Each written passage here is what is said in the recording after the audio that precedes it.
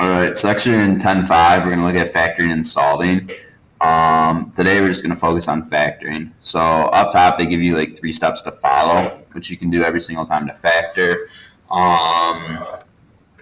We're going to show you, or I'm going to show you another method as well. I like to call it the Xbox method.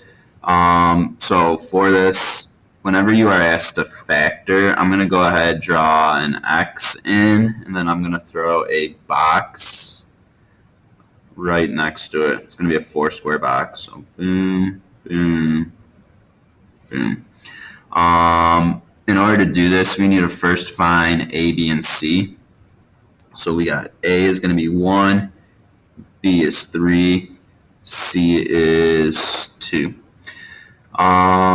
First thing we're going to fill in the setup is the X up top. So all the way up top, we're going to have A times C. So I go ahead and look here, A times C is going to give me 2. And then down below is going to be B.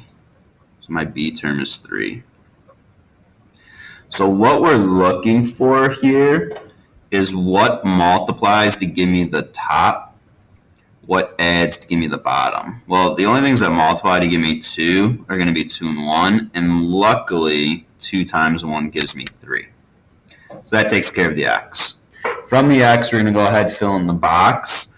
Your top left corner is always going to be the first term. So I have X squared in the top left. The bottom right is always going to be your last term. So in this case, it is 2. And then my diagonal, so top right, bottom left, are going to be the 2 numbers that we have on the left and right-hand sides of our X's. So I'm going to throw 2x up top, 1x in the bottom left. It does not matter which one goes where. They just need to be on our diagonals, and we need to have x's on them. From there, we are looking across and up and down what we can divide out. So x squared and 2x have an x in common, so I'm going to go ahead and pull an x out front over here on the left. 1x and 2 have nothing in common, so I'm just going to throw a 1 here. Going up, down, x squared and 1x have an x in common, so that goes up top. 2x and 2 have a 2 in common. So the last thing we have to do is write our factors out horizontally, and that's going to be the top and left-hand side of our box. So I have an x and a positive 2, so I have x plus 2. And then on the left-hand side, we have an x and a plus 1. So that gives me x plus 1. That right there is my factored out quadratic. And we're going to do this for 2 more examples. So we have B and C. So again, factor tells me that I need an x. Up top is A times C. So A, B, C. So A times C is 9. Down below is B, so I have negative 10.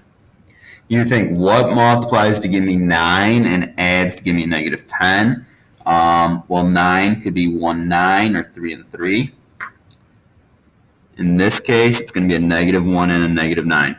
Negative 1 times negative 9 is positive 9. Negative 1 plus negative 9, negative 10. From there, we have our box.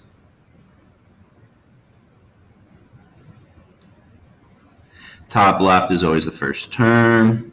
Bottom right is always the last term. And then on our diagonals, we need to throw in the sides of the x. So I'm going to have a minus 1x and a minus 9x. Again, it does not matter which one goes where in these top right, top left. From there, look for common factors. So an x squared and x have x in common. Negative 9x and 9, I'm going to throw a negative 9 out front. Whenever your x is negative, like it is in this case for the 9 and the 1, you want to make sure we take out the negative factor. Up and down, I have an x squared and 9x, that's going to be x. And then negative 1 and 9, again, nothing in common, so we got a 1. But since the x was negative, I'm throwing a negative 1 up top. Now we just have to list our factors out. So we got x minus 1, x minus 9.